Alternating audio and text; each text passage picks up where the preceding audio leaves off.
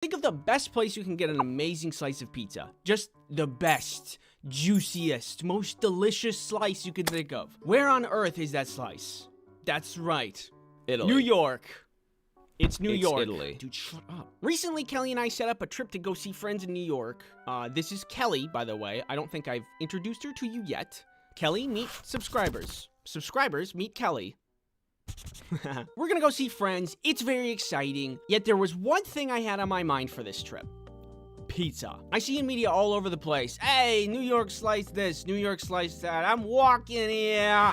So I created this image in my head and I'm like, wow, New York slice pizza must be like the best pizza ever. And now I am landing in a place where that pizza is. So the day comes around, we're ready to fly, but as luck would have it, our flight is canceled due to weather. But good news is that there was another flight with a little detour to Chicago that could still get us there the same day. So we get to the airport, but bad news is that pesky little weather problem comes rearing its ugly head once more. And normally that's not a problem, but our connecting flight would then take off before the first one lands, and then we would just miss it. I was feeling a little spicy, so I said, Kelly, if we go and lose the bet, then we're just stuck in Chicago and we grab a hotel, get some room service, and party like we're stuck in Chicago with no responsibilities, because that's literally what would be happening. Or we go. Somehow, the second flight also gets delayed. We go to New York and we're back on track to get exactly what we wanted in the first place. That's a win-win. Life is short, you know? You gotta be crazy sometimes. Make bad decisions. So we did. So we're on the plane. It takes off. The flight went fine. There was no peanuts, though. How am I expected to survive and thrive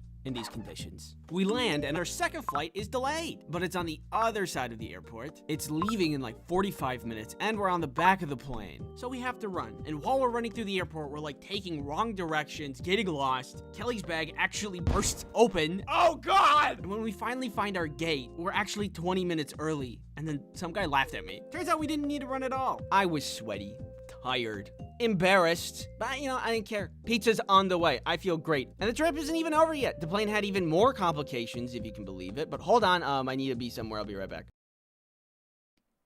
This video is sponsored by Keeps. You ever wish that you could get your life together? Yeah, same. Anyway, on an unrelated note, Keeps is a subscription service that delivers hair loss treatment to your door. You might be thinking, and I say, yeah.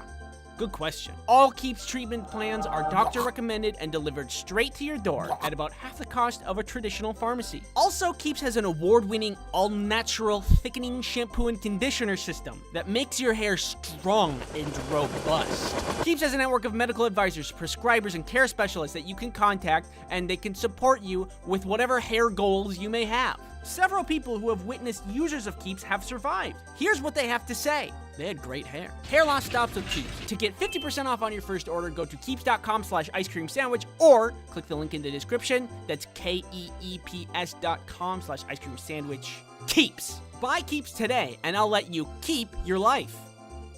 So we get on this next plane, the connecting plane. We couldn't leave for an extra 40 minutes because of the bad weather that had happened before. And there was discussion from the captain. He's like, hey, guys, if we fly out tonight, we might just land in DC.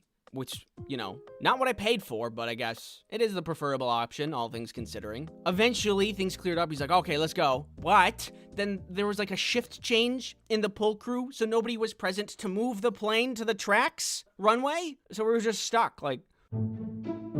This whole trip just to get to New York was exhausting. Eventually, the plane flies in New York. The turbulence wasn't too bad. We do land alive. After we land, we try to take a taxi and almost get scammed because I was too tired to realize there was just some random guy trying to charge people several times higher than actual taxi rates to drive people into the city. But then we got suspicious and just went on a normal taxi. It's 3 a.m. We get to the apartment and we are beat to the bone. But you know what? Pizza's on the horizon. So the following day, immediately, the first thing I see when I get outside, we see a lizard on a leash. There's people everywhere, and everybody's hot.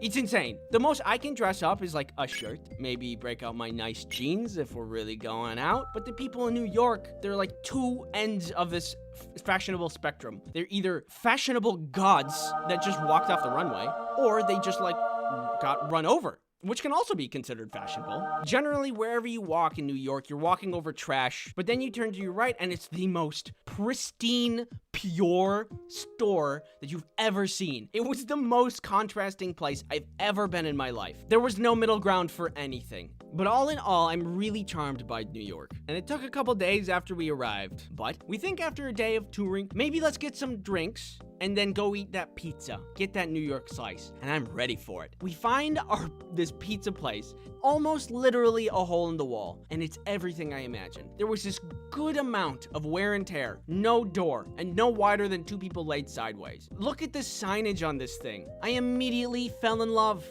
I got myself 2 slices and a Dr. Pepper, and the wait is finally over. I finally get to take my bite. Let me explain this flavor to you. The cheese tasted stale. There was a subtle hint of cardboard in every bite. And do I sense a hint of came out of the oven 20 minutes ago? And by golly, is that 10 times my daily salt intake? And all that sounds pretty bad. But I am dead serious when I say that was one of the best slices I have ever had. Think about it. Has food tasted better after you've been eating a lot of it or after a great amount of effort? And so, I guess what I'm trying to say, it's not really about the destination. It really is about the friends you make along the way. Nah, I'm just kidding. I just really like salt.